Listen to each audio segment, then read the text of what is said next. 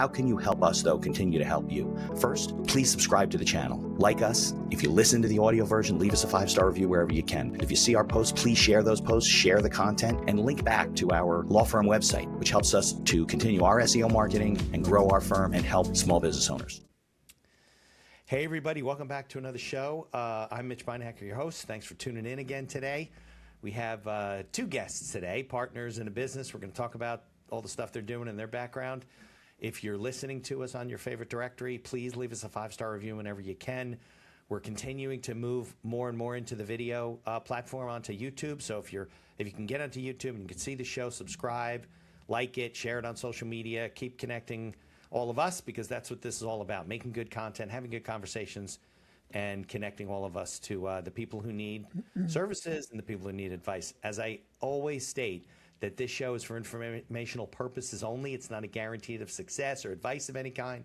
If you're going to make a decision based on something you hear on the show, whether it's this episode or another episode, always talk with local licensed professionals. So Kate and Anne, thanks for coming on the show.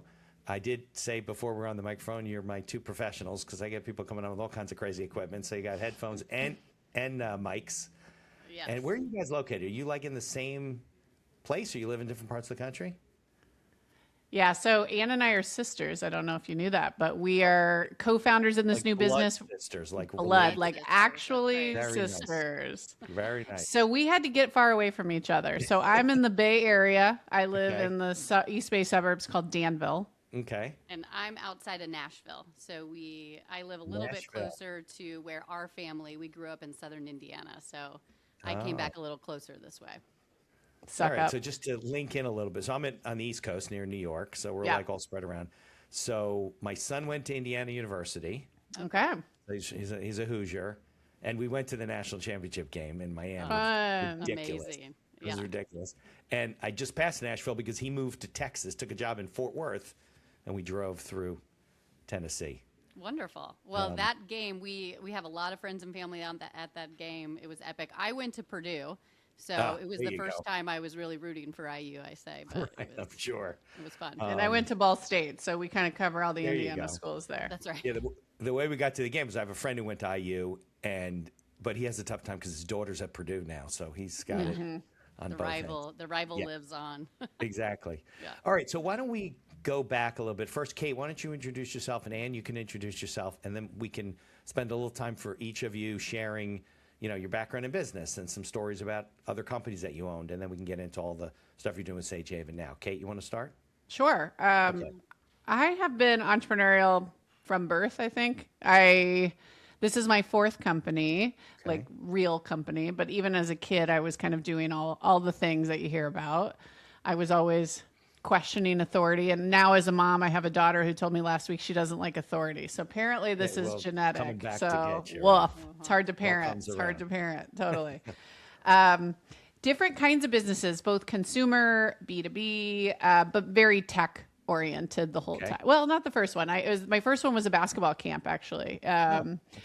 I played basketball, and you do what you know. And then as you kind of grow, you start different kinds of businesses. But I played basketball at Ball State very briefly, professionally.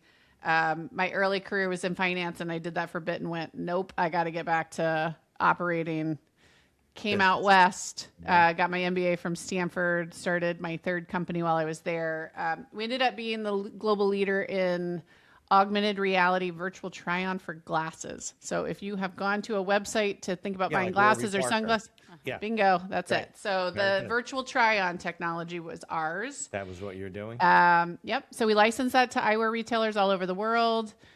We had like recommendation systems where they would see if they fit. Okay. I built that business over 10 and a half years and had a successful exit in 2021. We sold it to 1-800-CONTACTS, who was a client and a big player in the vision space. Right. So learned a ton. And luckily this time around was able to convince the CTO and some of the great engineers that I worked with before to join Anne and I on our new company, Sage Haven, which is really more of a personal one. And do you want to get into a little bit of the origin and the why? Well, I think maybe I'll just start with my background and then we can jump to that.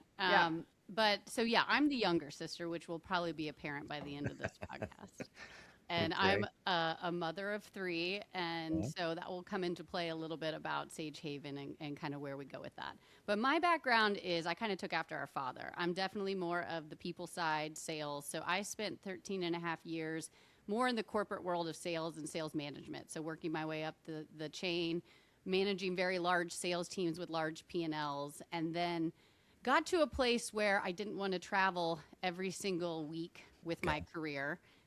Starting to have a family. And so I kind of pivoted, and I saw a lot of the startup tech that Kate had done and decided to kind of go over to the startup side. I really was intrigued by it. So I started working for a SaaS startup tech company out of New York City, and that allowed me to actually move my family to Nashville from LA, where we were, and work remote and kind of build a sales team there, and really got the bug for entrepreneurship myself. And having seen Kate and all the success she had, I knew we had kind of worked, we always joke, we had a fun, like, design company on the side, always like a little side hustle. And we knew we wanted to work together in a much bigger way. So the stars aligned. When Kate was exiting, I was also looking to kind of pivot from what I was doing in the sales leadership role at a startup to doing something on my own. And we just said, I think the time is right. And it's been such a fun journey. And, you know, I guess after the podcast, Accidental Entrepreneur, that's what I am. I kind of fell into it a little bit.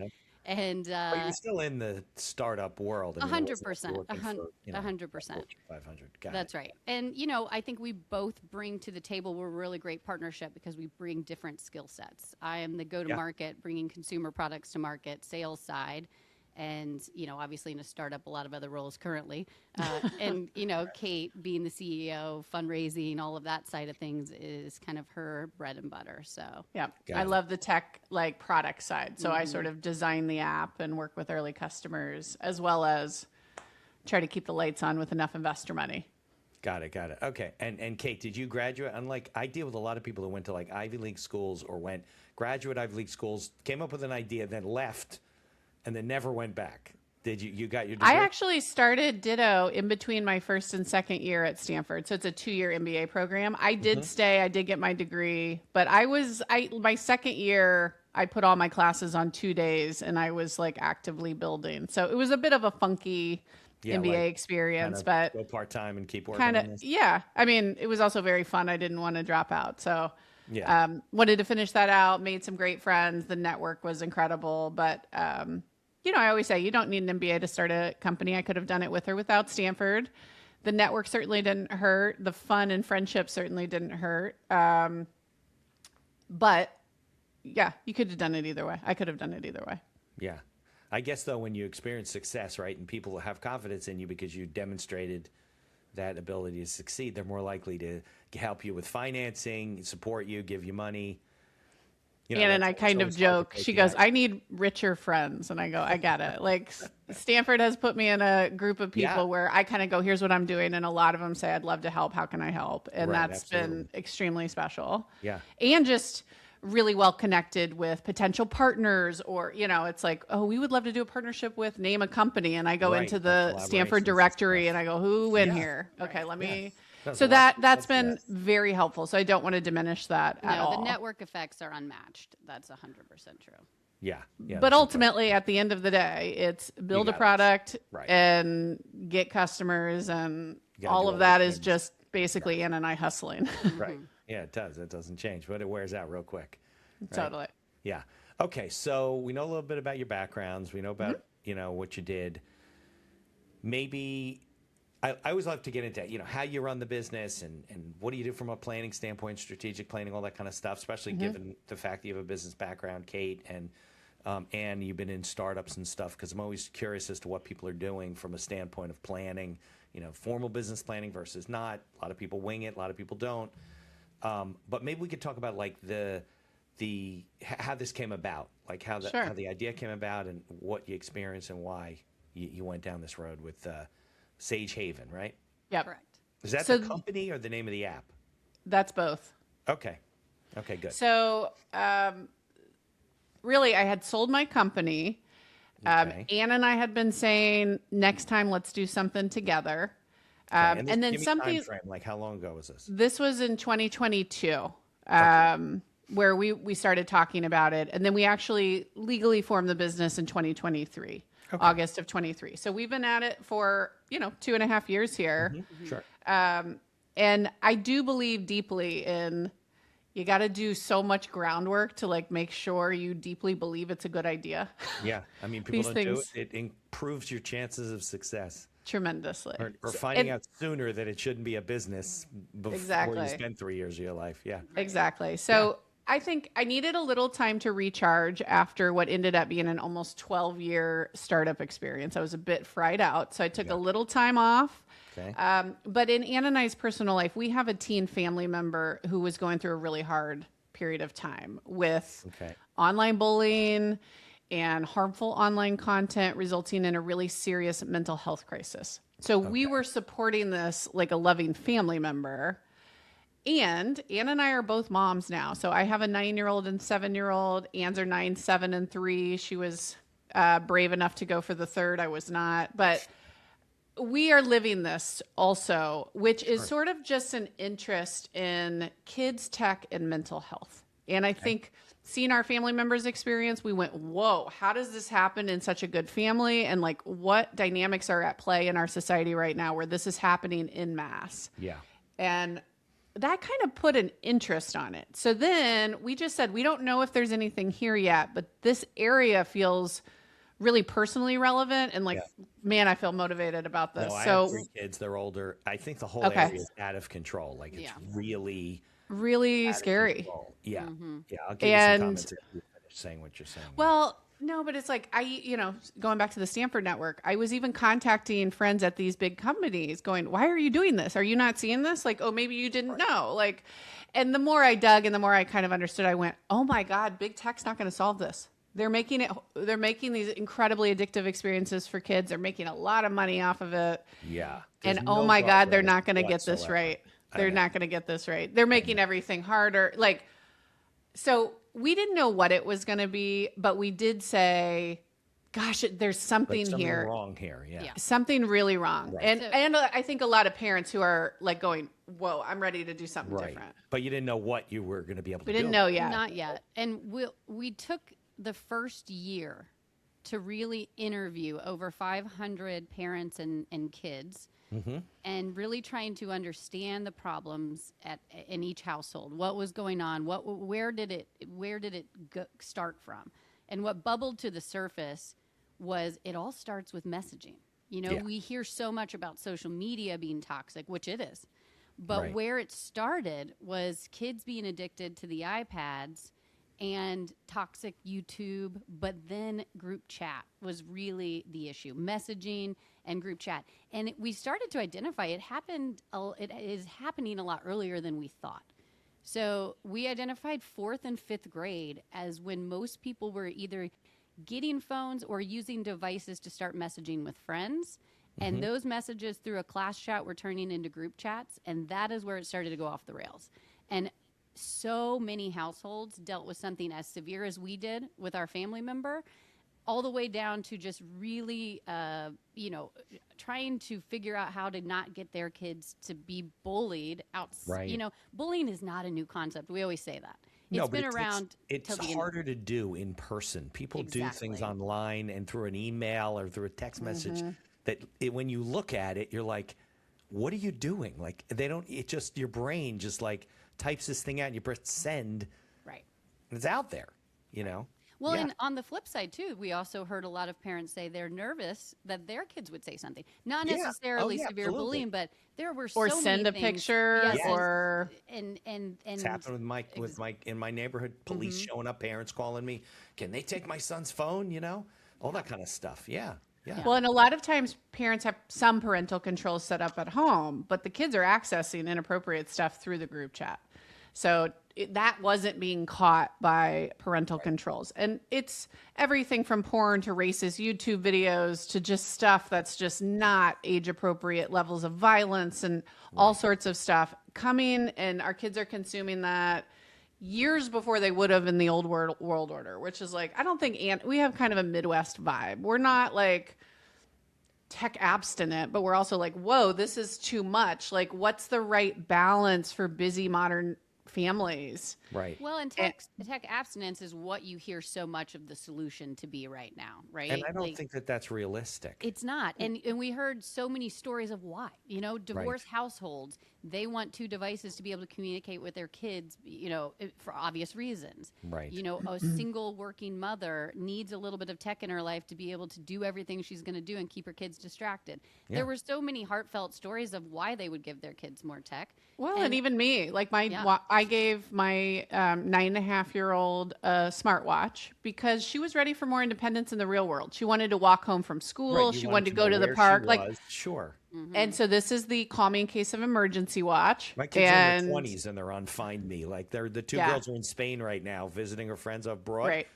I can pull up right now and see what street they're walking down in Madrid. I mean, well, and once they start getting into the activities, the family logistics, I mean, for busy families, it's like, oh, dad's going to pick you up, or, oh gosh, I planned a play date because something came up, but those kinds of things, that's everybody. That's life.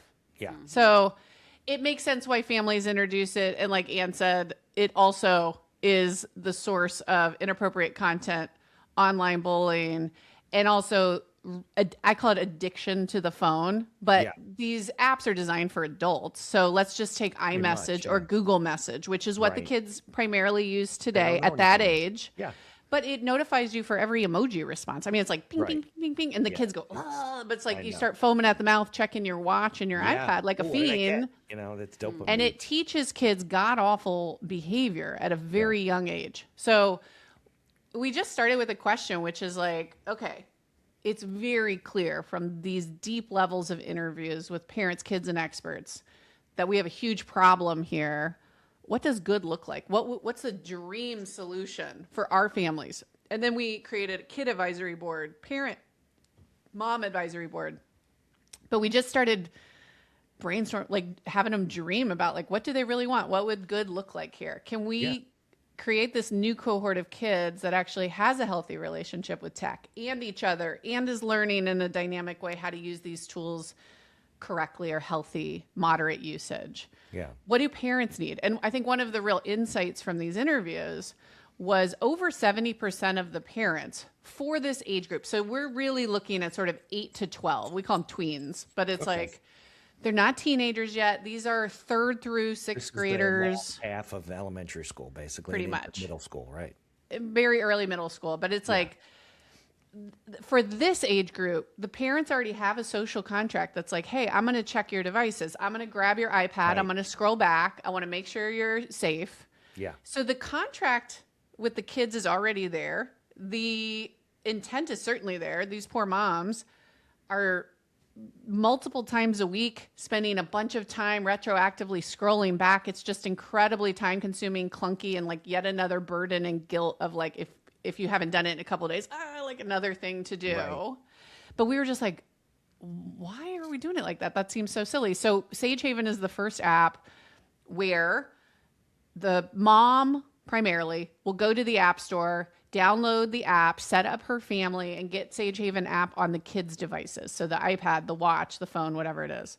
And then from the parent device, and even, can add other spouses or guardians to help part of your family account. But then the adults on that family account can supervise from their own phone with AI alerts and recaps. So it's actually easy. So now it's like a monitoring system to allow them to monitor what all the kids are doing. Because they're obviously not going to go tell all their friends to join Sage Haven and text through Sage Haven. Like, that's not going to happen. Well, here's what we did. So kids use Sage Haven app to message. And we issue a Sage Haven number to every kid so that it's interoperable with people who are not on Sage Haven. So maybe the parents stay on iMessage, maybe grandma's on Google Message, maybe like the social graph of the kid, cousins across the country, friends from sports that aren't, in your same school, whatever. Those kids can be on other platforms. But as long as they message that Sage Haven number or call that Sage Haven number, it pulls that into the Sage Haven app for your kid. and pulls it through what we call our protective layer, where everything gets AI moderated. And we'd love to go deep and explain how we're doing that. Parents can now supervise that easily with all these tools to make that actually easeful. Okay. And we recreated the user experience for the kids so it's not addictive. So we really thought about what does good look like for the kids. So a lot of our families are gatekeeping alternatives and saying, hey, if you want to message your friend, I know you're begging for it at 9 or 10, I'll let you do it, but I want you to use Sage Haven where I can make sure it's safe. And then we do a little education to the parents so they know how to get iMessage off of their devices. Well, that's what I mean. So you want to basically take that off so they're forced to use Sage Haven, give the kids the new number. Right. Yep. And it's important to reiterate, we're talking about a new cohort of kids. We thought this was super important from a go-to-market standpoint, which is my world, which is 8 to 12-year-olds who are wanting to communicate, but their parents have not given them access to do so. Right. That is somebody who will want Sage Haven. And we Right. have kids of our own. We have this advisory board. We made Sage Haven very fun for the kids. It's a great experience. It pulls in, AR filters and different things. So they have a really enjoyable, fun experience beyond, like a lot of what we heard from iMessage from our advisory board was that they hate it. It's like a boomer bubbles. They hate, it's not a fun experience. The kids don't like it. Like Snapchat. It's not like Snapchat. Right. So we pulled in the kind of fun elements that the kids would have on that. And they're excited. They've been excited. We've seen how it's going to our early users, and it's cool to see how they're using it. Yeah, well, I guess high school's like too late, right? I mean, the high school kids are not going to comply with their parents' requests to be monitored. Yeah, so our strategy is really focus on tweens. So 8 to 12. There are 19 million families in the US with kids between 8 and 12. So this is a big market just in this cohort. And then we thought a lot about and talked to kids and talked about like when are they savvy enough to circumvent / when do they want more privacy and feel like they deserve it and can go find it if they don't have it. And it's right around that sixth, seventh grade. It's right around, okay, hopefully they've learned how to do this well. And then we pair back full supervision to just a place where parents are getting some visibility on really serious issues. It's almost like the safety net still exists. But now parents are not seeing every message. We want to give flexibility to, flirt with boys. Well, because those kids will grow up, right? And then you want them to stay users. Mm-hmm. Yeah. And so we do feel like there are more and more families, even in middle school, saying you're not allowed on social media. You're not allowed on Snapchat. You're not allowed on TikTok. So I think there's almost like a groundswell of parents who are saying no to that, that I think we can partner with and support. But also maybe some kids are on Snapchat and they're also on Sage Haven, and this becomes almost like the new iMessage. Yeah, gets monitor things. But we just have to be thoughtful about like age appropriate levels of supervision, age appropriate features. And we're working with a bunch of experts and a bunch of kids. I mean, I love working with the kids the most, but it's like they'll tell it to you straight. It's like, I don't mind being on Sage Haven because I don't want my mom like grabbing my device, or I honestly don't care. But I want to make sure it looks invisible on the other end. So no one else would know if I was on that or whatever else. So for the older kids, I think we've thought a lot about like how to make this make sense for them. I think I don't mean to interrupt, Jan. I think one of the problems. So I was at my youngest daughter, she's 20, right? She's older than your kids. Mm-hmm. And she's at University of Tucson, University of Arizona. And she participates in something called University Discourse. It's like they do debates and they do regents and stuff like that. But they also have a podcast that she hosts. And, Discourse. They have discussions about stuff. So I was visiting her, and because of the storm in the Northeast, I got stuck there for an extra 3 days. Not that anybody felt sorry for me, especially my wife, who had to shovel 2 feet of snow. But I went, so she took me to her debate. And interestingly enough, the debate was about social media. Does it divide us or does it unite us? And it became a conversation about, what's like, should there be guardrails in place about what people say? And, all the kids in the room, the only thing they knew growing up was basically social media. They didn't know printed newspapers or anything. The teacher was somewhere in between. I was the only person in the room. that when I was young, there were only newspapers and television, right? And there were rules about putting things on TV or publishing something, like you had to verify things.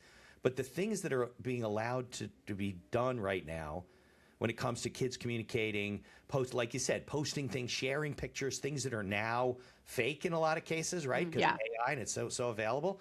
Could you imagine, like, when we grew up, if you had like some spread in the newspaper where anybody could send in anything they wanted to, a picture, a comment, and they would just publish it?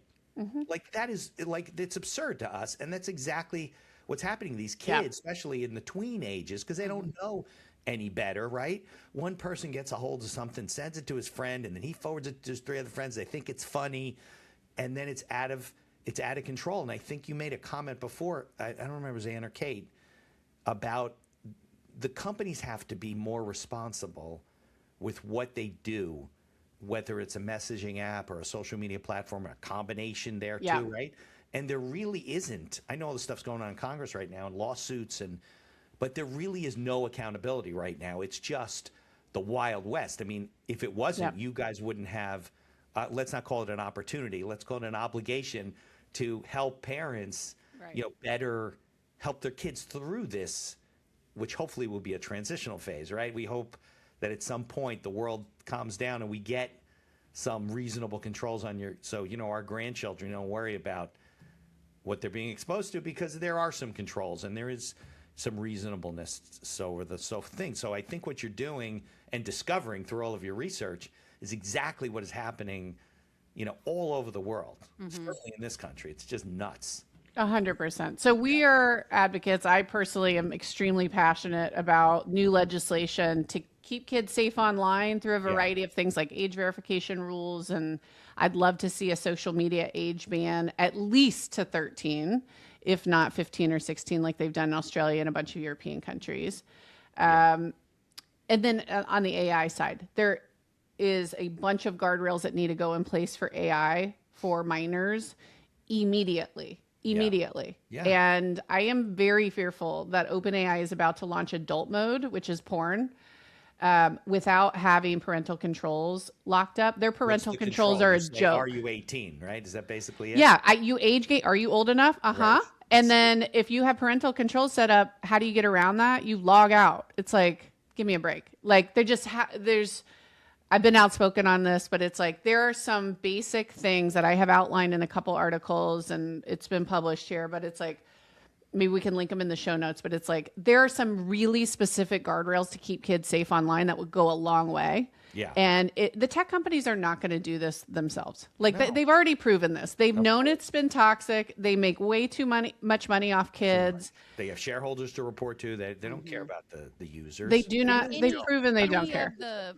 parental controls coming out now are just like Band-Aids. They're patch overs because of all of the accommodations to the pressure that they're getting from Congress and from other watch And they're the bare minimum and they're terrible. They're hard to use. So it's like, anyways, I believe fundamentally the world will only shift if incentives shift. And you cannot have an ad-based business model like a social media one and not build an addictive experience, because that's what your incentives are aligned to do. So we really need to rethink business models and who's motivated by what. But we set this up as a public benefit corp. Like, we legally have to consider mental health of our kids, users, when we design everything, single aspect of Sage Haven. Like, that's really important to us. So it's great. I believe, honestly, there's such an opportunity to build a tech company that parents trust, that people trust. Yeah. There's just a real gap of that right now. So hopefully, tween messaging is really just the tip of the iceberg in terms of how ambitious Anne and I are about what this could become and all the ways that we can take that and turn it into a safer internet for kids, and then grow with those kids and build really what would a trusted, great online experience that wasn't trying to make me addicted look like. Right. Well, that's and honestly, mental health, it's not a kid's issue. This is a human issue. I mean, it's going to take a generation, though, for it to really change. I mean, you guys may be successful and you guys may help a lot of people, but for it to really be societally pervasive, it's going to take. The pendulum is swinging back, though. You even have Gen Alphas that are choosing to unplug, and they understand because they're sick of not being able to see friends in real life. And, Right. but the screen time right now is insane for teens. They're on social media 5.5 hours a day. They're on screens, 8 hours a day, give or take. That doesn't include school.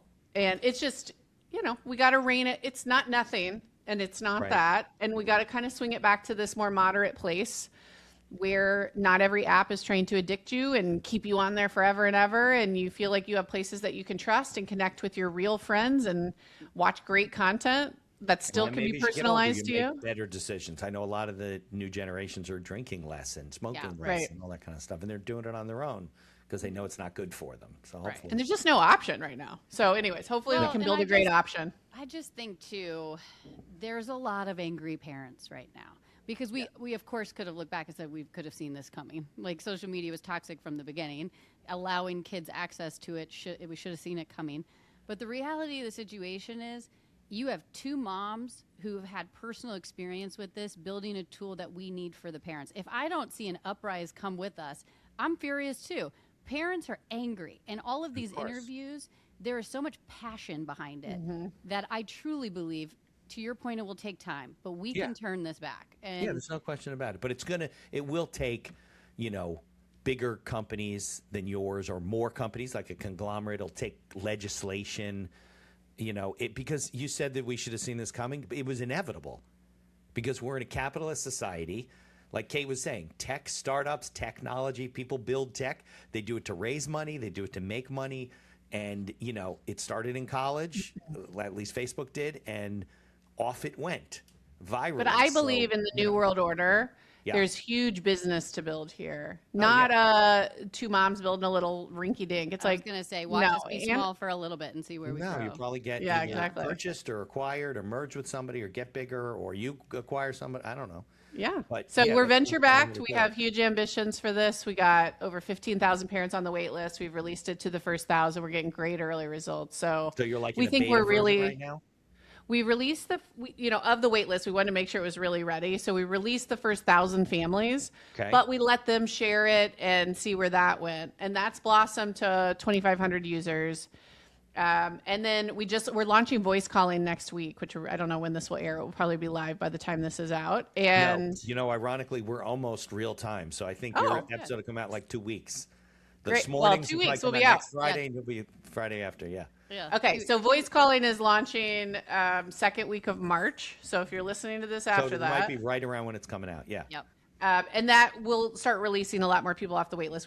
Our early users told us we need voice calling because otherwise the kids have two numbers and that's confusing. But like if you can do voice calling, then I can truly gatekeep. Like a iMessage. WhatsApp type of thing. Well, yeah, WhatsApp is actually a closed loop, but yes, you can call on WhatsApp and message on Right. WhatsApp. Closed So loop in that because you got to way, call to the other WhatsApp Right. user. yeah. You can't So call WhatsApp outside. WhatsApp, they use your phone number as the ID, but it's Yeah. actually not interoperable with iMessage or Google Message or anything else. So Anne and I are the very first company to build this you get a new number and it works across platforms. So this is very new and we think really de-risk distribution because not everybody needs to be on the new app for you to get all the value of it for your family. Okay, very good. All right, so we could talk about the ethics part of it and the the social stuff, but I also want to talk business, right? Because this is a business podcast. So Yep. tell me about what you do from a planning standpoint, because I was asked this question. Did you guys sit down and write a business plan, then start doing your research? Did you need a deck to raise money? So I actually have an entrepreneurship degree from Ball State. So I did study this. And I remember, the business that I started then, I wrote, 45-page business plan. It looked very old school to me now looking Right, back. old And I've school. been It is like old school. consulting. I've been consulting them and I'm like, yeah, you don't need any of this. Right, you definitely don't need a 45-page business plan. No, but I think about every aspect of that when we were thinking about what this is going to be. And I think the biggest thing for early tech companies is what's the product going to be? Who's the competition? Like, is there enough of a wedge here Right. to get people to do it? I mean, that's really what it's all That was my about. question to Anne when we spoke, had the chat. Like, how do you get people to Yeah. use this? Yeah. Well, and I think I see a lot of entrepreneurs make the mistake of they try to figure out what it's going to be without talking to people. And it's like, Right, big time. Anne and I I think it ended up being 15 months of deep product research. Before we even said it's going to be messaging, it's going to be for this group, we just let that be what it was. We just said, we know we're interested in this area.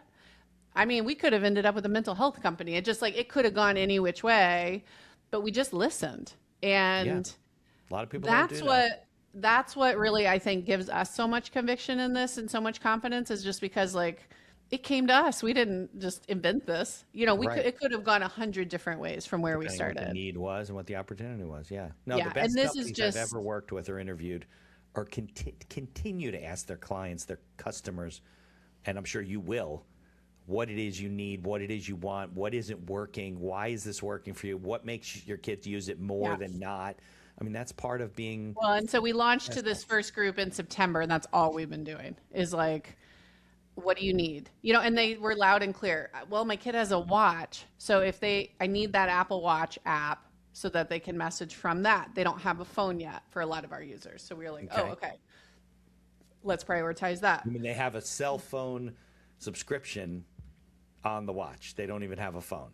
Right. Because a lot of parents don't want their tweens to have full phone access. So it's almost like the new world, or I call it the slow, safe on-ramp to tech. I think a lot of families go, yeah, that makes more sense for us. So I don't want my 8-year-old to have a phone yet because I'm worried about all the addictive games and the internet access. And I just don't want that yet. I want to go slow. And some will even go, let me put a geo-track on the young kid so I can sort of see where they go. That's a location thing. And Yeah, like there's an even Apple, some, what do they call that? Apple tags or something? there's tiles, there's air tags, there's a new cute one called Little Bird. That's really great. It's a little watch.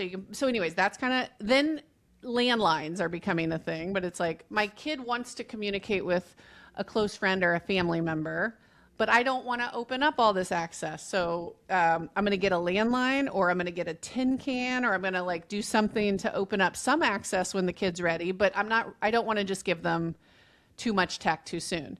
Then pretty much universally comes some sort of watch, which is I need to be able to communicate with my kid when they're not at home. Right. This is a need for my family in a bunch of ways that we talked about, but I don't want to do a full phone yet. So a lot of those kids have iPads or laptops from school where they're able to access content and different things from home. Plus now they're starting to move outside the house. That's our sweet spot, is sort of right there where you need different levels of communication, but you don't want to give the phone, quite frankly. And you're looking for a slow, safe way. And how challenging is it to get the app into the App Store these days?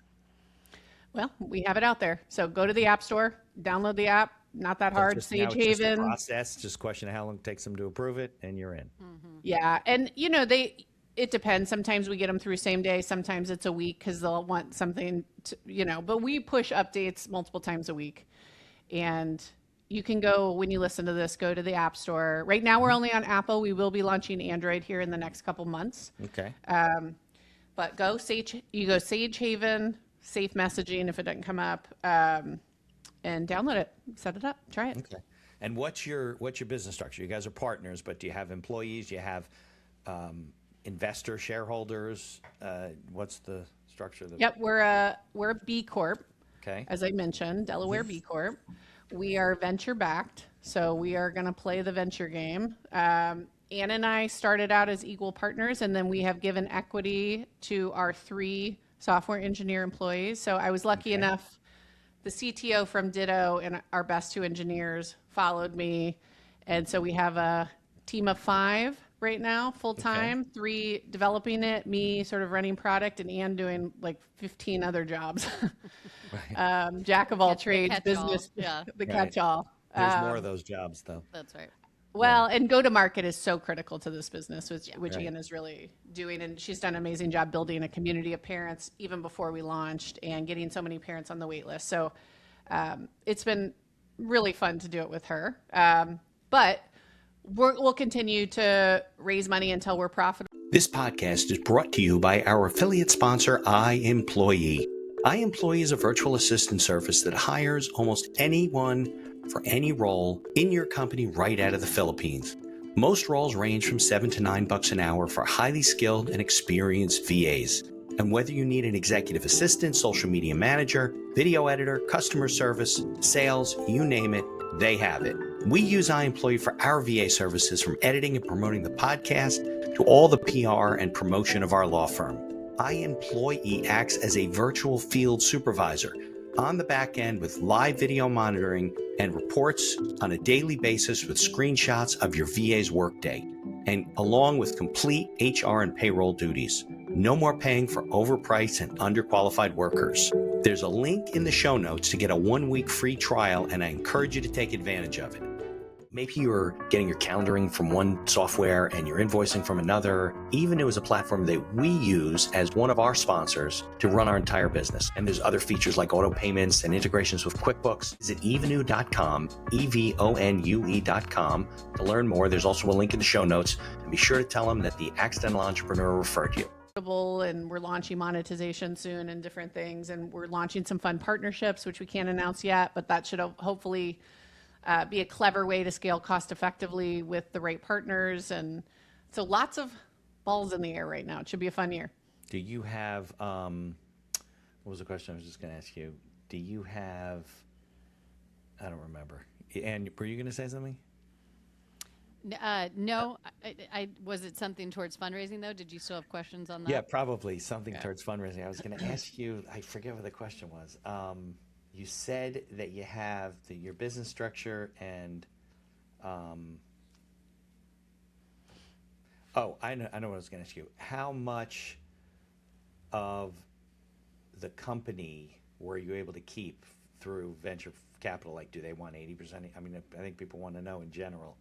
People think like you get venture backed and you keep like 10% each and then they take the rest of the company. Is that not the case? Well, if you do the Shark Tank deals, they're that bad, those are which really is bad. Yeah. really bad deals. Yeah. No, we raised $3 million and we gave up less than a third of the company to do that. So Okay. All right. So I remember what I was going to ask you. What is the model from a pricing standpoint? Do the parents have to pay a subscription fee per kid? Is it, back some other way? So we did a lot of work to figure out before we even started this, like, are parents willing to pay? Is this a big enough problem where they would pay? Right. And we got confidence on that question through a bunch of not just surveys and not just interviews, but running some tests and looking at who else is in the space and what parents are paying for today. So we know that there's a big enough pain here that there is willingness to pay. And we don't have all the hardened answers of exactly how it will work yet. What's going to happen here is once we start having more kept parents who can say it's only on Sage Haven, then we'll get a really good understanding of, okay, how many messages and voice minutes are we talking about for each kid per month? What are our hard costs? Which is certainly one consideration when you're figuring out your model. I refuse to build a company that works on ads because again, going back to my whole manifesto on incentive alignment, no. There's all sorts of freemium ways we could do this where maybe it's free Sage Haven to Sage Haven and then to unlock interoperable, it's paid. Or probably where we'll start is you get a bunch of interoperable messages and voice minutes. And then if you go over that, if you're a heavy user, then you'll end up paying. And then I do think too, through partnerships, we likely will get paid through our partner who want to bundle the premium experience of Sage Haven with what they're doing. So it could end up being primarily through these partnerships. So we will be, again, I'm sort of like, I don't pretend that I, even in my experience, know the answer. So what we do is we A/B test the heck out of this and try a bunch of different stuff and work closely with our advisors and our, the parents and all the different constituents and figure out what makes sense. But you got to know your costs and you got to come up with something that all really makes sense. And I think really Q2, Q3 of this year will be us doing that and really getting that figured out. Because you're a tech company, are you able to operate virtually? Like you don't need an office. Everybody's in a different location. 2 of you are different locations, right? Yeah. So we have 5 employees in 5 cities. Okay. All right. And I think part of why that works is I worked with 4 of them before. So these are people I deeply know and trust, and I know them. I know their families. I trust them tremendously. They're hard workers. They're self-starters. We have this stage is kind of lovely because we have no management yet. We don't need to, at least with Right. this So crew. the three of you are all just working together as a team. Right. Yeah. And Yeah. we just do, we do daily stand-ups. Hey, what are you going to do? What are you going to do? So it's like, there's nowhere to hide, but also we don't need to handhold anybody, which is amazing. We can go so fast. And they're the Well, three and that got a little bit equity. Yeah. And every Exactly. employee in Sage Haven will have equity because to me, again, incentive alignment, like Right. we want people who are passionate about what we're doing. We want people with skin in the game, who are willing to, kind of go on this crazy ride with us. Right. So yeah, that's an important part of it. And, yeah. Yeah. And we do quarterly retreats as well. And that will, as the company grows, that could pivot slightly with timing. But it's important to kind of get the group together face to face and have more of bonding. Yeah. We do have work sessions, but it's definitely more of a fun hangout bonding moment as well. Yeah, well, people want to be incentivized, but they also want to be committed to the mission, and they want to feel like good about what they're doing. I don't care what people say; they do. Well, and I read a lot about like, oh, you're not as effective if you're a remote team. And I'm like, give me a break. Like, again, I think people who will come and want to be Sage Haven employees, probably a lot of them are parents who have experienced this pain or know of this pain or for whom that's personal. Right. And remote work for parents is absolutely amazing. It's the flexibility to be able to sort of be more present and pick kids up from school when you need to. And like, if you could see Anne and I's schedule, it's a little bit The way the world chaotic is because now. it's, Yeah.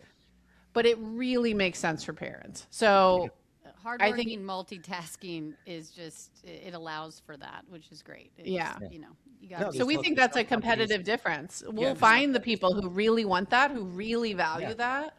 And we That's think the it can thing, help like, us some attract the people are best not talent. good for that. Some people are good, and some companies are very. Right. I don't think there's a statistic either way, even though everybody's got an opinion about it. Yeah. But yeah, I think it's a shame that 2 million people had to die, but the world changed during pandemic, where I mean, my son, even though he's in Fort Worth now, his last 3 jobs were remote. He was working in his bed in his pajamas, basically doing programming.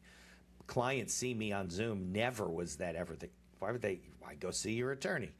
It was unheard of, and now I can deal with people that way. But just the world has really changed. Yeah. Because you might not be able to work with these 3 people who you like very much and value, because you'd be like, well, we're setting up the company in San Francisco, and my sister's going to fly out once a month, and we all have to be in San Francisco. And they'll be like, well, I live here now with my family, whatever. So now you have an access to talent and to people that you like and trust that you didn't have before. So I think it's a huge competitive advantage for us. We're going to be able to skim the top of the most talented people across the country for whom this feels like a uniquely good fit for and who value that kind of flexibility. yeah, no, it goes along. That's going to be, so we're not going to go away from that anytime soon. Okay, so just to recap, so we're in beta test with about 1,000 users, you said, right? 2,500. 2,500. Okay, you got 15,000 on the waiting list. More than that now, but yes. Okay, meaning like if I went to download the app, I couldn't download it right now because it's full, it's gone. You can. So actually, how we did this is before the app was live. We drummed up a lot of interest and put people on email lists and pre-order lists. That's the group we haven't released. And then now that it's so close to ready, we have opened it in the App Store out of pre-order. So you can go and download the app and sort of jump the line. We just haven't marketed it back to that group who said they wanted it before, which we will hear over the next couple months. I see. Okay, and then you said you're working on some collaborations that are coming out and so forth. So what are your objectives over the rest of the year, for the end of the year? What are World domination, primarily. Yeah, why wait then? Just do that now. Let's do that right now. No, we want to get to tens of thousands of users who love it. Like who feel like, how did I live without this before it existed? Of course, this is the most obvious thing in the world. We want to start generating meaningful revenue and figure out exactly the best way to do that. I think some of the partnerships we're talking to are very exciting in terms of just scale. So we want to get 1 or 2 of those across the line and take tens of thousands to, hopefully hundreds of thousands of users here. But this is a big pain point for 19 million families in the US. So really it's about now. 100,000 is not a lot. Not a lot. So it's about raising awareness. It's about going on the Accidental Entrepreneur podcast and getting the word out. Yeah, well, maybe going to Shark Tank, you get the word. I don't know about with me, but Well, you'll the find problem is out. those deals are so bad. But just my point is now it's about, okay, we got everything ready. We're feeling really good about it. This will be about really taking it to the next level and hopefully getting on a Today Show and really, Yeah. getting the story out there, getting celebrity partners, whatever it may be, but like really raising the awareness of Sage Haven so that we can honestly help so many families. Do you think you'll have to raise more money or not in it? You're not Yeah, I planning think we'll have to do another round? yeah, I think we'll at least have one more round. And it just depends. Usually you get to a place where you're trading off. I can get profitable if I go at this pace. And if I raise, I could go at this pace and what makes more sense there. But we'll need at least another round, like without a doubt, to get enough revenue to be profitable. Interesting. Okay, so what's a good way for them to follow, for people like parents, without, they can download the app, that's fine, to follow you guys, connect with you guys, see what you're doing? Is it LinkedIn, websites, Facebook? I don't know. All of the above, but we do a lot on Instagram and Facebook, so you can Okay. follow us at Sage Haven for Kids. And we also have a podcast of our own called Sage Sisters. And Very so we good. have Sage Sisters podcast where you can listen to us. And it's more of a catch-all parenting. We do touch on a lot of tech and some entrepreneurship within that, but we wanted a place, this is kind of how we built the parent community around all things Yeah. parenting, all challenges we're dealing Right. with kids Smart. in this age range. And so you can follow us at Sage Sisters. And we also have a resource page called Sage Parents, which is sageparents.org. And Okay. that is where we co-authored a kids in tech guidebook to teach you how to do some of those parental controls. There's a lot of how-to videos. And so check us out on socials and follow us. And hopefully we can link them in the show notes and they Yeah. can find Yeah, this we'll put easily. show notes and links. Okay, Definitely, cool. definitely get that to us. All right, so last bit of advice. If somebody was listening carefully, they probably would have picked up on the advice already, because some of the stuff you've said mirrors like everything that I tell people about, business planning and all that kind of stuff. But what are the one or two things that you would tell people if they're looking to get a business started? Maybe a more generic response that challenges of doing that and advice. You can each go. You go first, Kate. I always say hit the streets, but it's like do the effort to go talk to people, listen to people, watch people, Right. observe people. Like, do not build in a vacuum and think you figured something out. Before Like, you do anything, right? before you do anything. And at every step along the way, Yeah. at every step along the way, like we prototype something and we get feedback on it. So I think that way of thinking is different than at least how a lot of people, who ask me for advice, they say, okay, well, what kind of market research do you did? I didn't do much. Right. It's like, yeah. okay. You don't want to be the store where somebody walks in and your best friend says, "Oh, I just saw that for sale at the other store." Yeah. You're like, "What?" Yeah. Like you don't I even know. know. Right. Yeah, hit the streets. Okay. And mine would be kind of find a trusted partner. Whether we're co-founders here, you don't necessarily need a co-founder, but whether it be the people you're bringing on your team, we alluded to this. Trusted partners are key, and people who really believe in what you're doing. Because if they believe in what you're doing, obviously you try to align incentives as well. But the point is, they feel so passionate about it, they're really going to get to work and work with you in a fun way. So. Right. Well, especially since you have a virtual company, so it's not like you can really supervise people. They have to be self-starters, trustworthy, managing their time. If they're going to get their kids from school, they work after. Totally. I think in the virtual world, as a little aside, I think we work harder than we used to work because For people sure. like expect us to work 24 hours a day. I get emails from clients at the weirdest times. I get emails from title companies. We're doing a transaction on 10:45 on a Friday night. There's no way this person works. They don't own the company. I know they don't. What are they doing? It's just crazy. So we just manage it within our own lives. Well, I think I'll leave it there. Kate, Anne, I can't thank you enough. My kids are grown. I've seen what they go through and what they've been through and how it's evolved. And I have a lot of respect for what you're doing, and I cheering you on that Cool. you can make it. And I sure hope that you're not the one of the one, but you're the one of many that starts to change things that we are just really just out of control. I mean, it's just, Yeah. we're just lost. Adults. Well, I will say too, teenagers. like to be able to work this time around on something that's so personal that I care this much about, that's so a tool for my own family, to do it with my sister. Like this Yeah. one feels really All special. the right elements.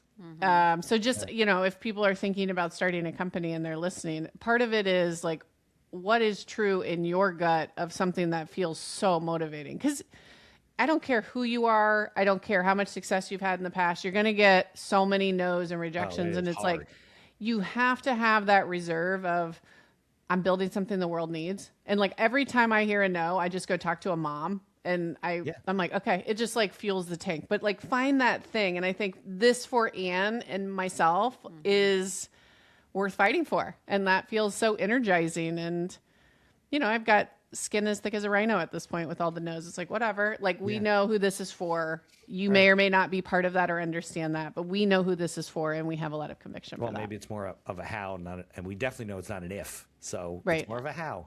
How do you make the change? How do you make this viable? How do you make it right for the kids? All those kind of things. So, all right. Exactly. I can't Well, thank you enough. Yep. Thank you for the convo. This was fun. Thanks for having us on. I appreciate it very much. Thanks, Mitch. You're welcome.